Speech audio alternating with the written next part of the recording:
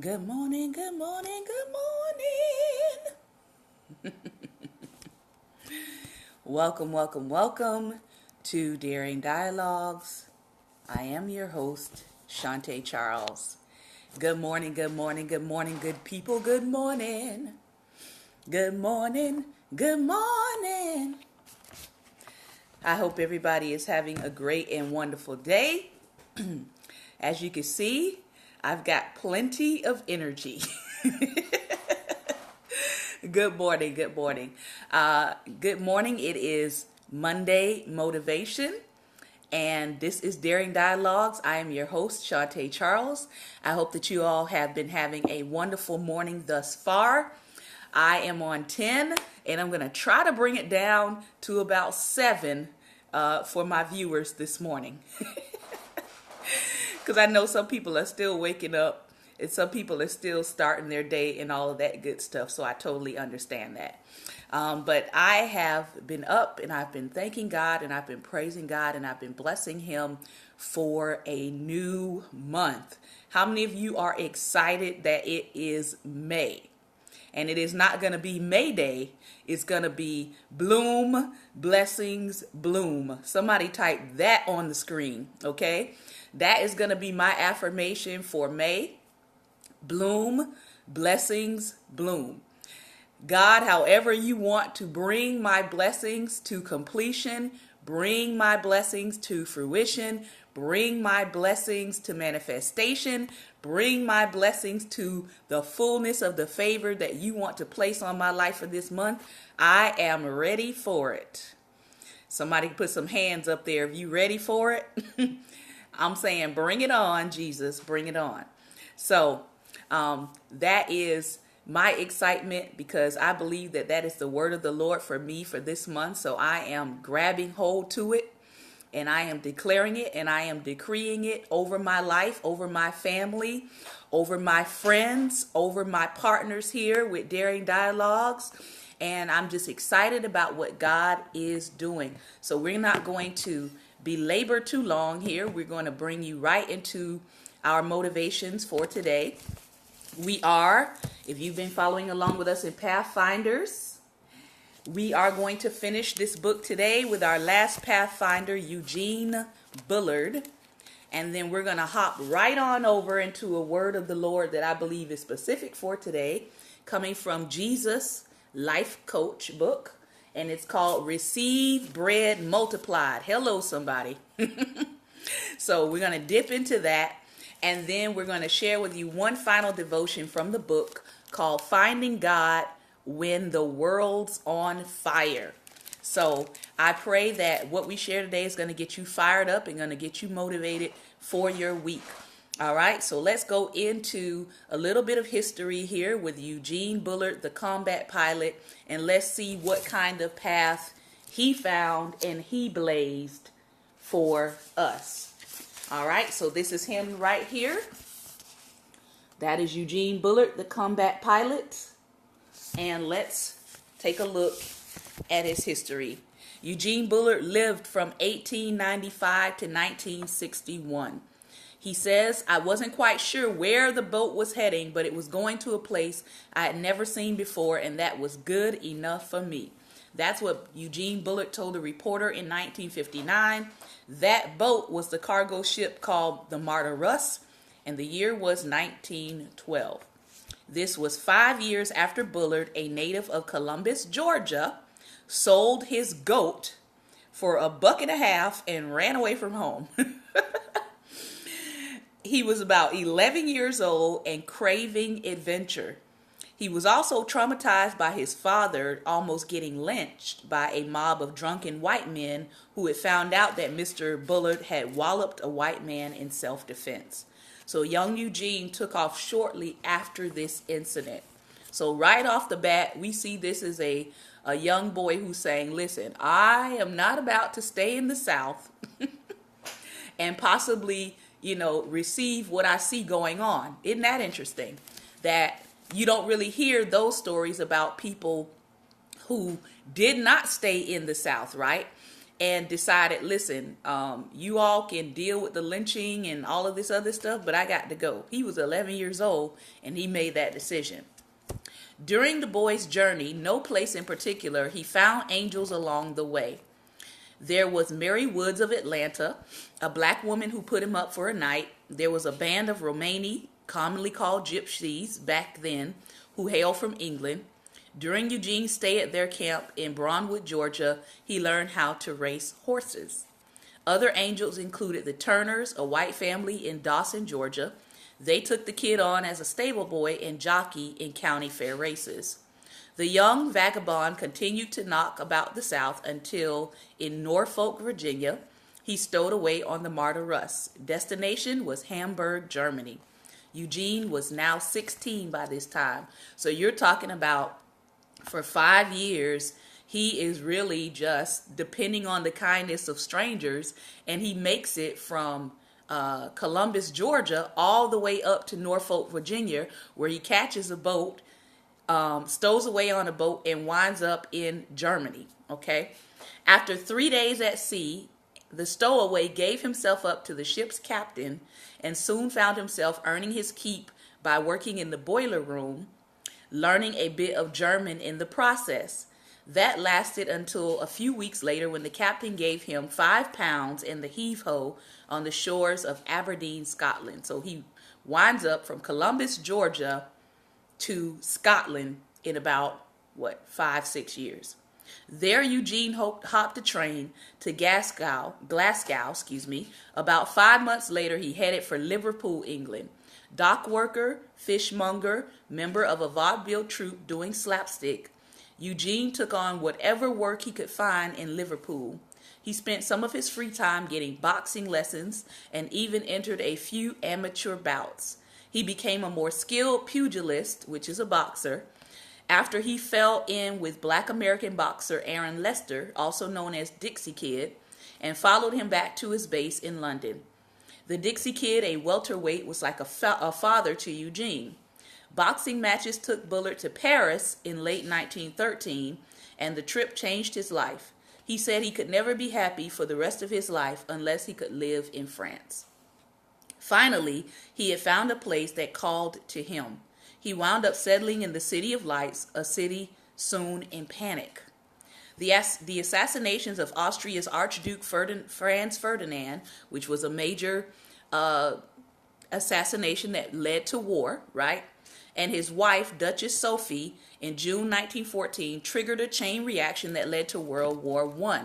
So here he is. You're talking about someone who escapes the South, Columbus, Georgia, winds up in Norfolk, Virginia, catches a ship headed for Germany, winds up in Scotland, makes it over to England, and then finally lives in Paris. And he's right at the time when a major assassination happens that leads to World War I. All right.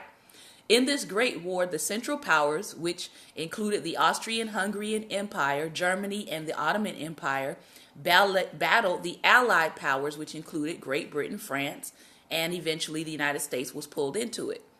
Bullard at this time was 19, and he was eager to fight for his adopted country. In the early October 1914, he joined the French Foreign Legion. About a year later, because his Foreign Legion unit had been decimated, he was transferred to the French Army's 170th Infantry, known as the Swallows of Death. All right. Bullard saw action on the Western Front as a foot soldier and then as a machine gunner, cheating death through the Battle of Champagne, the Battle of Somme, the Battle of Verdun.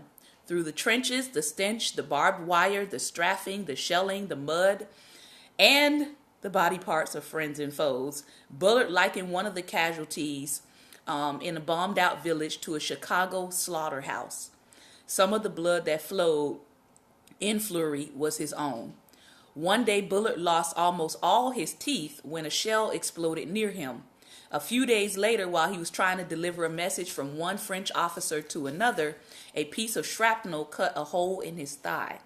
For his gallantry, the French government awarded Bullard a medal called the Croix de Guerre, or the Cross of War. The ceremony was held in June 1916 in Lyon, where he spent 6 months recuperating and getting dentures. Although Bullard's leg wound healed well, he was no longer fit to be a foot soldier.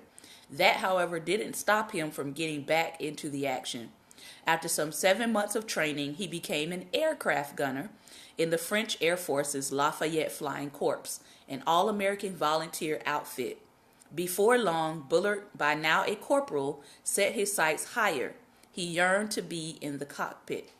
The winged over, the corkscrew dive, and the zoom are some of the maneuvers Bullard mastered to become the first black combat pilot in the world. Wow. He earned his wings in early May 1917, 24 years before the first Tuskegee Airmen took flight. So because he left home at 11, decided I'm not going to live in the South, because his father had almost been lynched. He escapes the South, winds up in another country, and becomes the first black combat pilot in the world 24 years before the Tuskegee Airmen. Let that sink in. When World War I ended in November 1918, Bullard had flown on 20 missions and was credited with shooting down at least one enemy plane, possibly a German Faust. Legend has it that he painted a bleeding heart on the fuselage of his airplane, and below it wrote, "Tout le sang qui coule est rouge," which means all blood runs red. After the war, Bullard stayed in France. He owned a nightclub in Paris, where the young Langston Hughes was a dishwasher during his 6-month visit in 1924. For a time, the black American jazz great Ada Smith headlined at this haunt. It also became a favorite club of F. Scott Fitzgerald, Pablo Picasso, and other artists and intellectuals. Bullard, who gave himself the middle name Jacques, was having the time of his life in France, where blacks generally experienced less racism than they did in the States. He probably would have spent the rest of his life in France had it not been for the Nazis. Germany occupied France in June 1940, about 9 months after the outbreak of World War II. Great Britain, France, the Soviet Union, and eventually the United States were among the Allied powers that went up against Germany, Italy, and Japan and the Axis powers. France was no longer a safe place to be if you were black. Nazis hated black people as much as they hated the Jews, gay people, and Romani. Still, Bullard didn't jump ship, not at first. Not until he had served a brief stint as a machine gunner with the French resistance and was again severely wounded. After more than 20 years in France, this man with 9 lives and a million stories to tell made his way finally back to the United States via Spain and Portugal. Eugene Bullard stayed in the States for the rest of his life, living in New York City's Spanish Harlem. He worked a variety of jobs: dock worker, security guard, elevator operator, and spent much of his free time with the French. In the fall of 1959, the 64-year-old veteran of French armed forces was made a Knight of the Legion of Honor, France's highest honor for distinguished service. This was the 15th honor France had bestowed upon Bullard. This brave heart was nearly done with his memoir when he died 2 years later. The memoir is titled "All Blood Runs Red: My Adventurous Life in Search of Freedom." Ladies and gentlemen, I give you the first black combat pilot in the world, Eugene Bullard. Now, if that doesn't inspire you to get out, if that doesn't inspire you to chart your course, if that doesn't inspire you to go where you are appreciated, not just tolerated, if that doesn't inspire you to get out and see the world, I don't know what can inspire you. But that was pretty inspiring to see him have that much self-will, that much drive at 11 years old, to wind up becoming the first black combat pilot in the world, not just in the United States. So that was exciting. And I hope that you learned something from Eugene Bullard. I heard a couple of things in there for myself.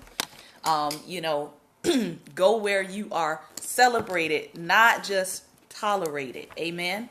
If you see that this country is heading toward the brink of some things, you know, it might be time to consider some travel where you can have the freedom to do what you need to do and say what you need to say, and not be under a brutal hand, right? Because sometimes people think, oh, you know, well, you're here, this is what you have to deal with, you know, this is maybe what you have to stick it out in. But somebody say options. You have options. You may not want to take them, but you do have options. All right. And so the next book I'm looking at here is called Finding God When the World's on Fire. It is a devotional by Charles R. Swindoll. I found this at my local library. Very good devotional. And I'm going to read the subject, A Very Present Help in Tight Places. A very present help in tight places. And it comes from Psalm 46, verse 1. God is our refuge and strength, and ever-present help in trouble.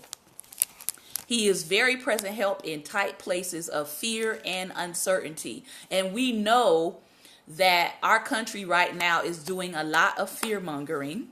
Some of it is warranted fear, because we have somebody in the White House who has now admitted, even in spite of his, how shall I say, his supporters thinking that he can do no wrong, he has now admitted that he was not prepared to lead. He was not prepared to run. The majority of America saw that he was not prepared, but apparently, you know, his supporters and his pride did not let him think that. But now, as the 100 days are up and reality is settling in to the responsibilities of the position of being one of the most powerful positions in the world, right? The leader of the free world now admits that he was not ready, okay? And so now we are in a place, for some is a place of fear, for some it's a place of uncertainty. There's lots of uncertainty happening. People have uncertainty around their retirement. People have uncertainty around their health and how is that going to look in the future in terms of being able to care for themselves as they get older. People have fears around all of this talk about nuclear war, and what does that look like for the United States, and can we actually engage in it? Do we have enough you know, not necessarily artillery, but do we have enough manpower to be spreading ourselves so thin out all over the world trying to get into everybody's conflict, right? So there is all kinds of fear and uncertainty, but we know this: God is our refuge and strength. Who is the our there? The O-U-R is the believer. It's the people of God who have decided to put their trust in the Lord and not in man, and not in man's artillery, right? And not in man's ability to save us. So we know that God is our refuge and our strength. As Eugene Peterson paraphrases it in The Message, God is a safe place to hide. Hello. Literally, the Hebrew of this psalm could be rendered, God is our refuge and strength, a very present help in tight places. All right. The Hebrew word chasah is a word we all need as we feel the flames of whatever's happening inching ever closer to our life. Right now, you may be in a place where you feel like none of this matters to me, right? I know there are several Americans that are not being affected. They're not being affected because maybe they're not a person of color. They're not being affected because maybe they're not a Muslim. They're not being affected because they don't live in the urban areas or the hood. They're not being affected because they're pretty much well off and they don't need public assistance. They're not being affected because they have a retirement set up already, or they have inherited wealth. So this may not be for you, right? You may not be the person that's wondering what is going to happen with your tomorrow. All right. The writer says here, the news of ISIS furthering its horrifying reach deeper into the Middle East and more recently into Europe makes even the most stalwart of souls pause with uncertainty. When I find myself struggling to sleep soundly at night, I bring to my mind the words of Psalm 46, and I remember the wonderful word chasah. God is my very present help in tight places. Charles Spurgeon writes, as God, all sufficient, our defense and our might are equal to all emergencies. He is not as the swallows that leave us in the winter. He is a friend in need and a friend indeed. When it is the very dark within us, let brave spirits say, come, let us sing the 46th. A fortress firm and steadfast rock is God in time of danger, a shield and sword in every shock, from foe, well known, or stranger. A deeper dive into Psalm 46 brings us much needed perspective in these perilous times. Like Psalm 11, the 46th Psalm brings with it a declaration of confidence in the Lord, upon whom the remaining body of the biblical text hangs. In other words, think of the first verse as the coat hanger, and all the remaining garments hang on that support. The hanger is that God is our refuge and very present help in tight places. When we are uneasy about the future, when anxiety about our times threatens our ability to carry on with normalcy, God is our refuge. When it feels as if the entire world is on fire with threats of terror, we cannot see or anticipate relief, God is our refuge. We need to form the habit of repeating those powerful words to ourselves. God is our refuge. If you study the structure of Psalm 46, you will observe the same word used 3 times. Let your eyes scan through the remaining words of the psalm and you will notice this. At the end of verse 3, you'll see Selah. At the end of verse 7, you see Selah. And again, at the end of the final verse, you see Selah. So what is the word Selah about? The Psalms were originally songs composed to be set to music and to be sung as a part of Jewish corporate worship. They provided the lyrics for praise songs, hymns. I have a song on my CD, that's Psalm 91, where I take the verses of songs and I set it to music. Many years ago, the Christian church welcomed singing the Psalms, right? They welcomed singing the hymns or the Psalms. They literally sang words from the Psalms, which is what I'm trying to bring back in my music, all right? Think of it this way. You have David, Moses, Korah, and others who provided the first hymnal or the first song book for the people of God, all right? So when God's people gathered, they sang from the Psalter, which was the Psalms in Scripture. The notation at the beginning of this particular psalm says, for the choir director, a psalm of the sons of Korah set to Alamoth. The word Alamoth comes from the Hebrew word Alma, which is translated maiden or young woman. So it probably means that it was composed to be sung in a soprano voice.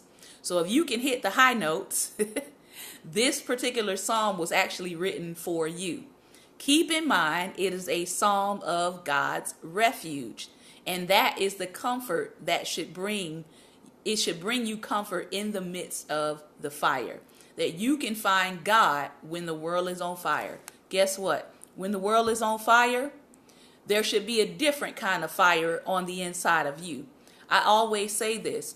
If the believer is filled with the fire of God is greater than any other fire that you're going to experience externally, which is why you can come through the fire that's external when you have the fire of God on the inside of you.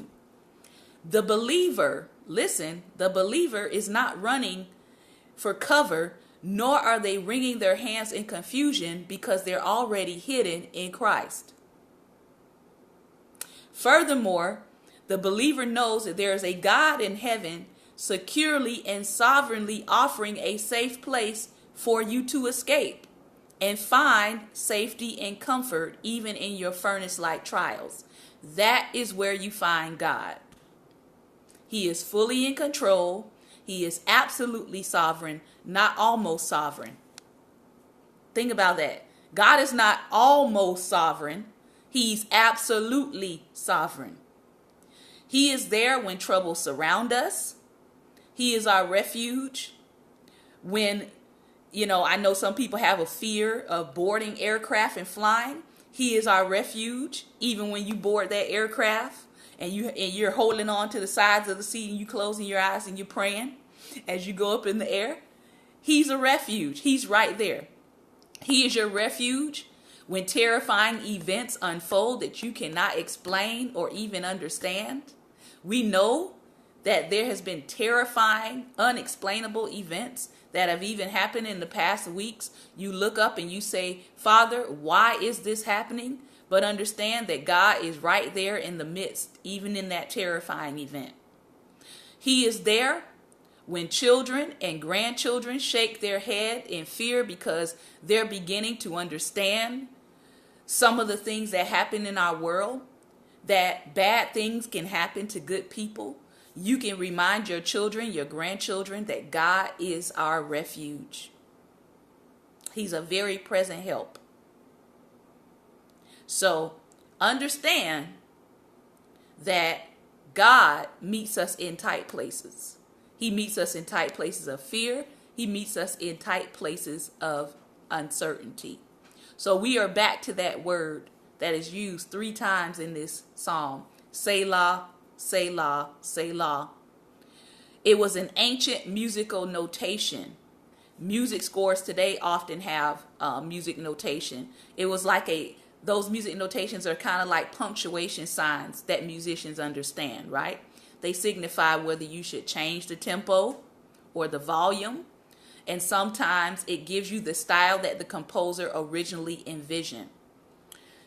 In the biblical days, the word Selah usually indicated a pause, a breather, a moment to reflect.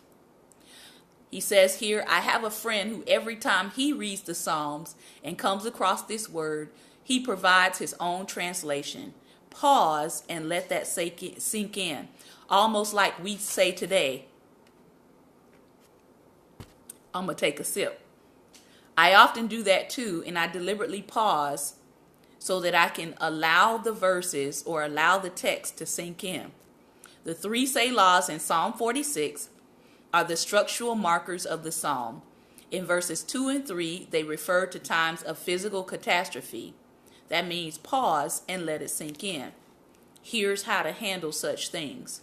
In verses 4 through 7, it refers to the threat of warfare. Again, pause and let that sink in. This is how to respond to it. And in verses 8 through 11, when the future seems uncertain, this is how you handle that. Selah, pause and let that sink in. In other words, don't run ahead, pause. Don't panic, pause. Don't fret and fear, pause. In a place of worry and anxiety, pause. The foundation still stands firm. The Lord is our refuge. He is our very present help in tight places. Even when the flames seem more like a blast furnace, pause and let thoughts of God's absolute sovereignty sink in, and then keep reading. This is part 1 of Daring Dialogues. We will be back in just a minute. I hope that you will come and join us for part 2, because we're going to close out with our book, Jesus Life Coach. So we'll see you back in just a minute.